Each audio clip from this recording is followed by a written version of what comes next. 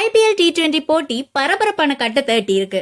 எந்தெந்த அணிகள் play off போகும் அப்படின்னு ரசிகர்கள் எதிர்பார்த்தாங்களோ அந்த அணிகள் எல்லாம் போறதுல சரியான சிக்கல் ஏற்பட்டிருக்கு. கடைசி இடத்துல இருந்த அணி பிளே ஆஃப் செல்வதற்கான வாய்ப்பு அதிகமா உருவாகிட்டு இருக்கு. இது போன்ற சுவாரஸ்யமான திருப்பங்கள் ஒவ்வொரு போட்டியில் முடிவுலையும் கிடைச்சிட்டு இருக்கு.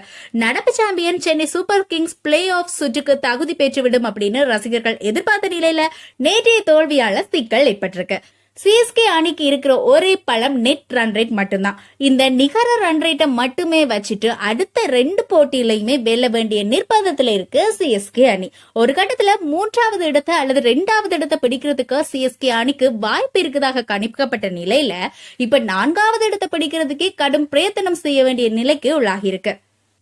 அகமதாபாத்ல நேற்று நடந்த IPL T20 போட்டி தொடரில் 59வது லீக் ஆட்டத்துல சென்னை சூப்பர் கிங்ஸ் அணியை 35 ரன்கள் வித்தியாசத்துல தோற்கடிச்சு குஜராத் டைட்டன்ஸ் வெற்றி பெற்றிருக்கு.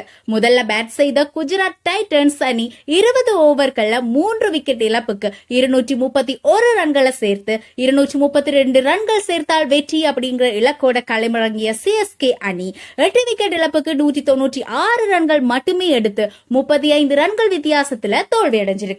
இந்த தோல்வியால சிஎஸ்கே அணி பிளே ஆஃப் போறதுக்கான பாதை குறுகி போயிருக்கு. சிஎஸ்கே அணி தற்போது 12 போட்டிகள்ல 6 வெற்றி 6 தோல்வி என 12 புள்ளிகளோட 4வது இடத்துல இருக்கு.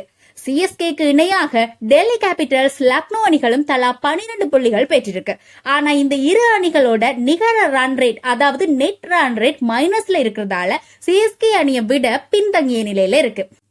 ஆனா சிஎஸ்கேயோட நிகர ரன் ரேட் இந்த தோல்வியால கூட பெருசா பாதிக்காம நெட் ரன் ரேட் 0.491 அப்படின்னு வலுவாக இருக்கிறதால 4வது இடத்தை பிடிச்சிருக்கு. சிஎஸ்கே அடுத்து வர்ற 2 ஆட்டங்கள்லயுமே கட்டாயமாக வெற்றி பெற வேண்டிய நிலைக்கு தள்ளப்பட்டிருக்கு. ராஜஸ்தான் அணியோட வர ஞாயிற்றுக்கிழமை சென்னையிலையும் அதுக்கப்புறமா RCBயோட பெங்களூர்லயும் சிஎஸ்கே மோதுது. இந்த இரு அணிகளும் தற்போது நல்ல ஃபார்ம்ல இருக்கிறதால இரு அணிகளையும் வீழ்த்துறது அப்படின்றது சிஎஸ்கேக்கு சவாலாக இருக்கும்.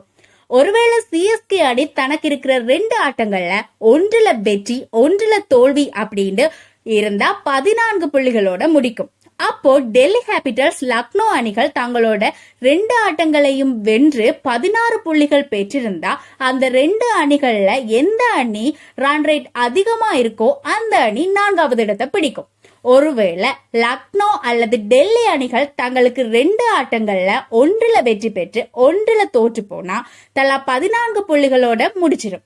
RCB அணியும் 14 புள்ளிகளோட முடிச்சா கடைசி இடத்துக்கு சிஎஸ்கே, டெல்லி, லக்னோ, RCB, குஜராத் ஆகிய 5 அணிகள் போட்டி போடும். நெட் ரன் ரேட் அடிப்படையில எந்த அணி உயர்வா இருக்கோ அந்த அணி பிளே ஆஃப் போறதுக்கான வாய்ப்பு அதிகமா கிடைக்கும். இந்த கணக்கீட்டின் படி சிஎஸ்கேக்கு ரன் ரேட்ல சவாலாக இருப்பது RCB மட்டும்தான். RCB 0.217 என்ற அளவுல இருக்கிறதால இன்னும் ஒரு வெற்றி பெற்றாலே நிகர ரன் ரேட் சிஎஸ்கேக்கு இணையா வந்துடும். அப்போ 14 புள்ளிகளோட போட்டியிடும் போது சிஎஸ்கே அல்லது RCB என்ற போட்டியுமே வரலாம்.